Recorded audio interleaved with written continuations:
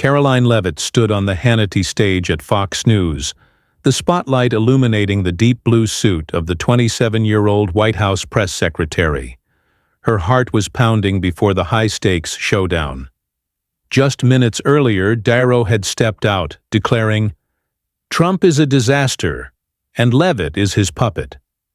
The brief but sharp attack sent the crowd into a frenzy, with applause mixing with whistles ringing out. Levit, gripping the microphone tightly, her eyes blazing, didn't flinch before the millions watching. De Niro, with 2 Oscars and a new empire, was confident he'd overpower this young MAGA woman. But Levit, armed with her Catholic faith and unwavering loyalty to Trump, saw this as her chance to prove him wrong for calling her a puppet. She stepped into the light, ready to turn the stage into her battlefield. This wasn't just a debate. It was Levit's moment to flip the script and steal the spotlight from De Niro. Before diving into the story, comment where you're watching from and don't forget to subscribe so you won't miss the latest stories. The studio glowed with bright lights, the audience falling silent as Robert De Niro stood center stage, his black suit hugging his frame, his gaze as cold and sharp as the Vito Corleone he once portrayed. The camera panned slowly, scattered applause rising from the liberal corner as Sean Hannity introduced Hollywood legend, never afraid to speak his mind, Robert De Niro. He nodded slightly, grabbed the mic, and wasted no time landing his first blow. "I'm here to say one thing," he began, his deep voice resonating. "Donald Trump is the biggest disaster America has ever seen, and Caroline Levit, the Gen Z kid, is his newest puppet, a mouthpiece who knows nothing beyond reading the scripts Trump shoves in her hands." The crowd erupted.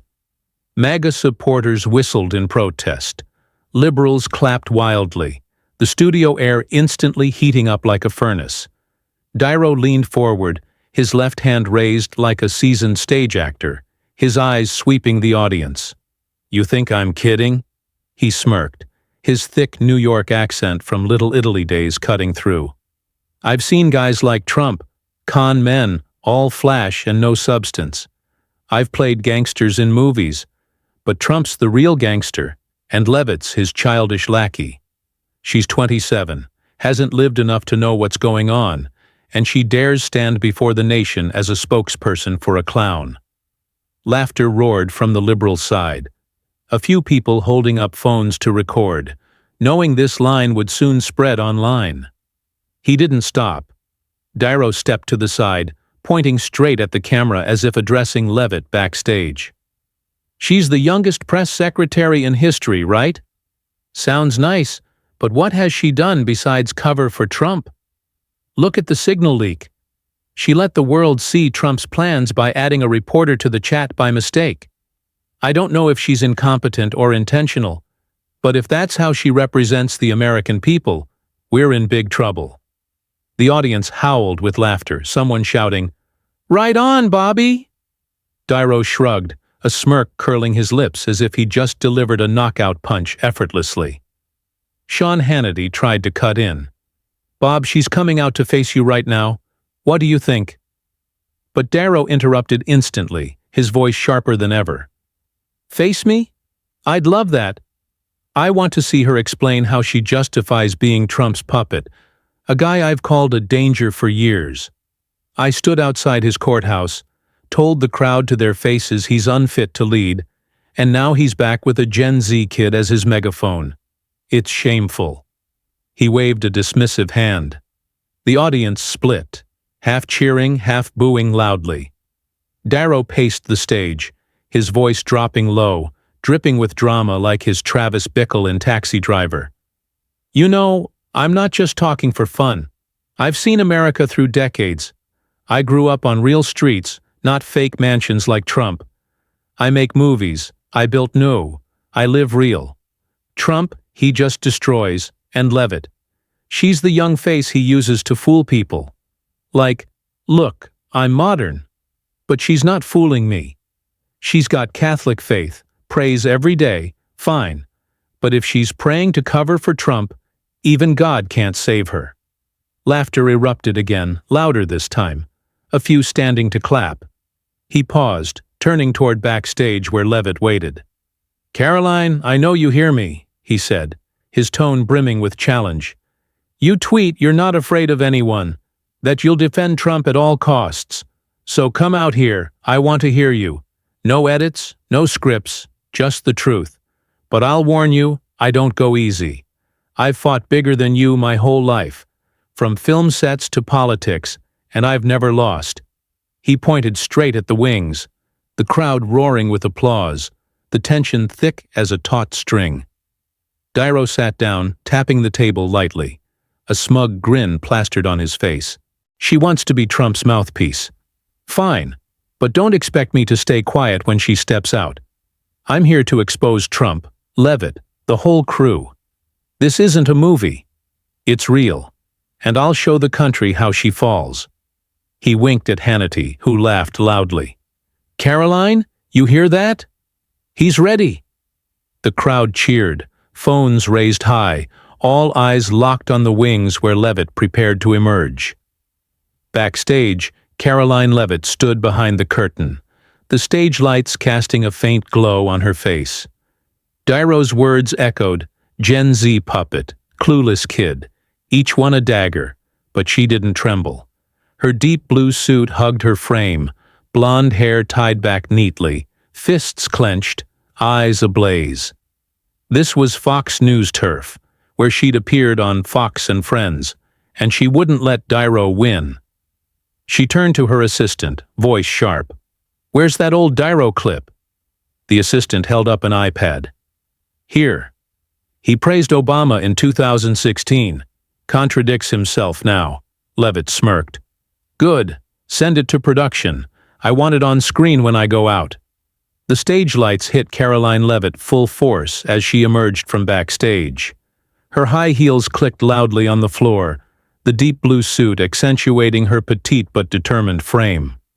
The ad break music faded, and Sean Hannity stood, raising a hand to introduce, "And here's Caroline Levit, White House press secretary, ready to face Robert De Niro." The crowd exploded, MAGA supporters clapping thunderously, liberals whistling in mockery. Levit nodded slightly to Hannity, her gaze sweeping the room before locking on Dyro. He sat there, arms crossed, smirk still intact as if waiting to watch this 27-year-old crumble under his earlier assault. But Levit hadn't come to lose. She'd come to destroy. She gripped the mic, standing tall, her voice ringing clear across the studio. "Mr. Darrow, I heard everything you just said. Gen Z puppet, clueless kid. You think you can stand there with your 2 Oscars and Goodfellas voice and humiliate me and President Trump in front of the nation? You're wrong." The room fell silent for a moment, stunned by her confidence. Dyro raised an eyebrow, smirking, but Levit gave him no chance to interrupt. "You call Trump a gangster, me a childish lackey. But have you looked at yourself? A Hollywood legend living in luxury off new hospitality, starring in flops like The Alto Nights. And you dare talk about failure? You've made millions playing tough guys, but in real life, you're just an out-of-touch relic who doesn't get the American people." Applause broke out from the MAGA side, a few standing to cheer. Levit stepped closer to the table, her eyes locked on Dyro.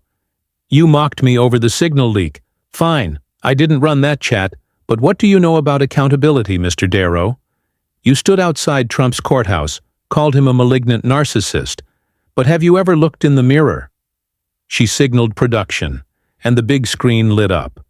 An old 2016 clip played, showing Dyro in a gray suit, grinning on CNN. "I like how Obama handles things. He's smart. He's got vision." The clip froze, and Levit turned to him, voice cutting. "That's you praising Obama, the guy Trump beat to bring the change millions of Americans wanted. So who's the hypocrite here? You hate Trump, but you backed what he fixed. I may be young, but at least I'm not pretending like you." The crowd erupted, applause and whistles shaking the studio. Dyro gripped his chair, face flushing, clearly unprepared for this 27-year-old to fire back with ammo. He opened his mouth to retort, but Levit cut him off. "I'm not done, Mr. Darrow. You say I'm Trump's puppet. I'm here because I believe in what we're doing, making America strong again, from the economy to the border. And you? Who do you represent besides Hollywood elites? You live in mansions, open no restaurants, while I grew up in New Hampshire in a middle-class family, knowing what Americans need. Who's really out of touch?" The MAGA crowd leapt up, shouts of, "Caroline, Caroline," echoing from every corner. Hannity laughed loudly, raising a hand as if to calm things down. But Levit wasn't finished. She stepped closer, pointing straight at Darrow. "You mock my faith, say I pray to cover for Trump. I pray for strength. Strength you don't understand because you only play tough on screen. I don't need Oscars to prove myself. I've got the American people behind me." Applause now spread across the studio, even some neutrals nodding, swept up in her momentum.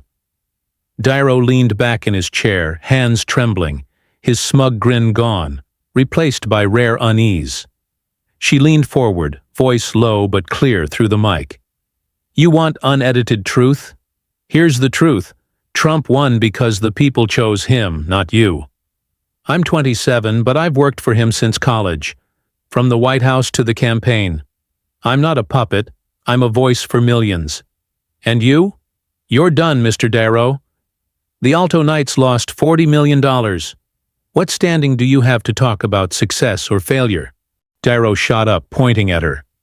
"You think you're clever, huh? I fought bigger than you my whole life." But his voice faltered, lacking conviction, and the crowd started whistling in mockery. Levit smiled faintly, eyes never leaving him. "Fight who you want, but today, you lost. I'm not here for your amusement. I'm here to show the country how wrong you are." She turned to the audience, raising a hand. "Who agrees with me that Mr. Darrow should retire?" The room exploded, clapping, cheering, and whistling, blending into a victory symphony. Hannity jumped up, clapping and laughing. "Caroline, you just made this stage yours." Levit sat across from Darrow, legs crossed, gaze steady. He stared back, hands gripping the chair, face red as if slapped. "You're good," he muttered, just loud enough for the mic. "But I'm not done." Levit shrugged, replying, "Neither am I, Mr. Darrow. Ask away if you dare."